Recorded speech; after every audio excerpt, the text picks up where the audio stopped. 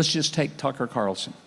That a man in his mid-50s, I worked with him for 6.5 years at Fox News in New York, a switch is flipped and he has a completely different worldview. That's not normal for someone in his 50s. It just isn't. Is it that it is more profitable for him to do what he's doing now? Well, he made a speech a few months ago. He said, everybody knows that Jeffrey Epstein was a Mossad agent. To anyone's knowledge, it has never been proven, documented, that Jeffrey Epstein was a Mossad agent. I think many of the people here, saw what was happening on the political left for a long time, and we're very sad to see how the progressive wing of the Democratic Party and the American left just slid away from Israel. And I think people were much more surprised, specifically since October 7th, to see what's happening on the right side of the political spectrum, this sort of American firstism, this fusion of libertarianism, isolationism, and like I said, I think that a lot of people have been surprised by it. Why do you think it's metastasized so quickly, and what do you think are the talking points that people in this room can use to sort of combat it and maybe control the damage? It's grown very rapidly because it's profitable. Let's not kid ourselves. There's money to be made by being a contrarian. There's money to be made by being divisive and provocative.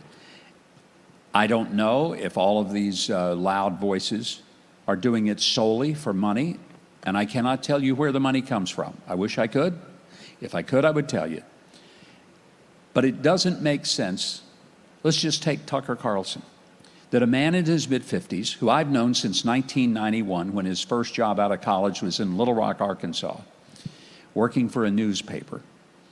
I worked with him for 6.5 years at Fox News in New York.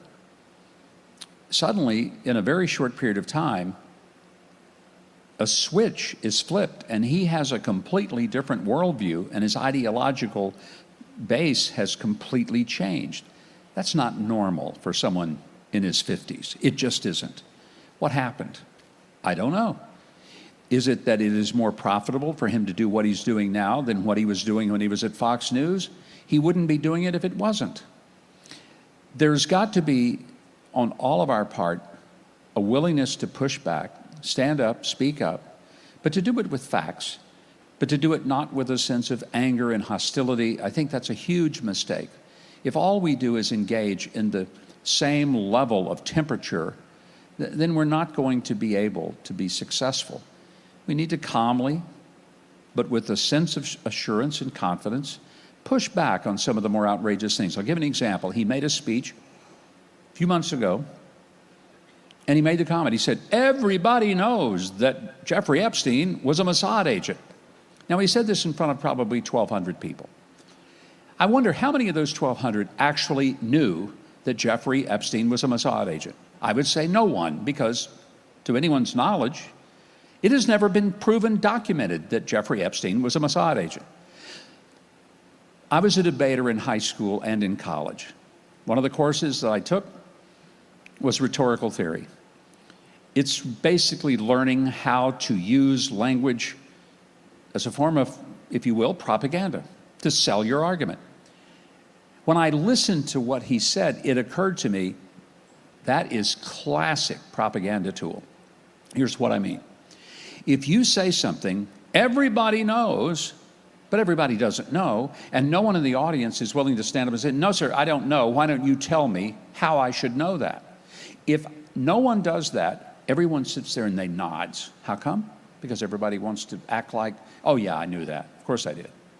It is a tool that we need to push back on, and when someone says everybody knows whatever that everybody knows is supposed to be, we say, no, we don't know that. Why don't you school us? Why don't you give us some information and give us the footnotes so that we can look it up? Because actually, nobody here knows that, because it's preposterous.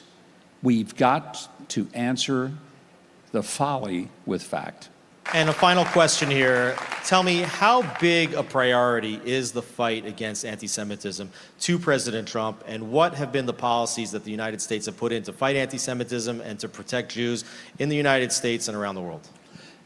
There's never been a president who's put this focus on it as he has. First of all, his daughter is Jewish. His grandchildren are Jewish. He has a son-in-law who's Jewish. A lot of his friends are Jewish, many of the people around him. But beyond that, let's look at what he's specifically done. No president has done for Israel and the Israel-U.S. relationship, recognizing Jerusalem as the indigenous, everlasting, and biblical homeland of the Jewish people and moving our embassy here. That was massive. Recognizing the Golan Heights as the sovereign territory of the Israeli state. That was big. Recognizing that Israel has a right to build communities in Judea and Samaria, that it is not a violation of international law. Looking at the fact that Israel and the United States need to be partnered up in our push against Iran. But then the more practical, mundane things, right now here in Israel, his appointment to the Department of Justice for Anti-Semitism, Leo Terrell, who is a dear friend and a wonderful human being. He is here in Israel, but he every day is working on behalf of the president to combat anti-Semitism.